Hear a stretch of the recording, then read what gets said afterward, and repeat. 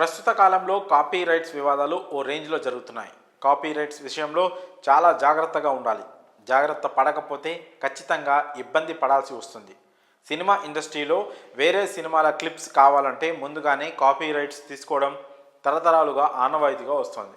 ప్రస్తుతం ధనుష్ నయనతార వివాదం చిలికి గాలివానలా తయారైంది. ఈ వివాదం ఎక్కువ కాలం కొనసాగేలా కనిపిస్తోంది. చాప కింద నీరులా ఈ వివాదం నలుమూలలా పాకుతుందే తప్ప ఏమాత్రం తగ్గట్లేదు. ఇక తాజాగా ధనుష్ నయనతారకు దిమ్మ తిరిగే షాక్ ఇవ్వనే ఇచ్చాడు. నయనతార, ఆమె భర్త విఘ్నేష్ శివన్, రౌడీ పిక్చర్స్ ప్రైవేట్ లిమిటెడ్ మరో ఇద్దరిపై హీరో ధనుష్ విరుచుకుపడ్డారు.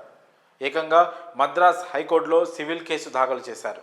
తన అనుమతి లేకుండా నెట్ఫ్లిక్స్ డాక్యుమెంటరీలో నానుమ్ రౌడీ ధాన్ సినిమాకు సంబంధించిన విజువల్స్ వాడుకున్నారని ధనుష్ మండిపడ్డారు.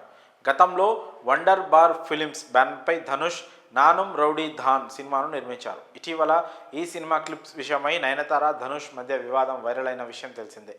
నయనతార బియాండ్ ది ఫెయిర్ టేల్ పేరుతో నెట్ఫ్లిక్స్ డాక్యుమెంటరీలో నానుమ్ రౌడీ ధాన్ విజువల్స్ను వాడుకున్నారు. ఇది ఆల్రెడీ స్ట్రీమింగ్ కూడా అయింది. దీనికి మంచి రెస్పాన్స్ కూడా వచ్చింది. అయితే తన అనుమతి లేకుండా తన సినిమా విజువల్స్ని ఎలా వాడుకుంటారంటూ మద్రాస్ హైకోర్టులో ధనుష్ సివిల్ దావా వేశారు. అంతకుముందే ధనుష్ తనకు 10 కోట్లకు లీగల్ నోటీసులు పంపడంపై నయనతార ఓ రేంజ్లో మండిపడింది.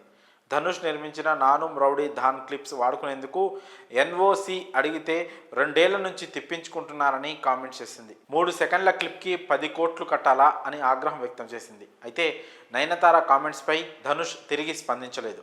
అయినా కానీ నయనతార తగ్గకుండా తన డాక్యుమెంటరీలో ఆ క్లిప్స్ వాడుకుంది. దాంతో ధనుష్ ఈ విధంగా షాక్ ఇచ్చాడు. ఇక ఈ వివాదం గురించి మీ అభిప్రాయాలను కామెంట్స్ రూపంలో తెలియజేయండి.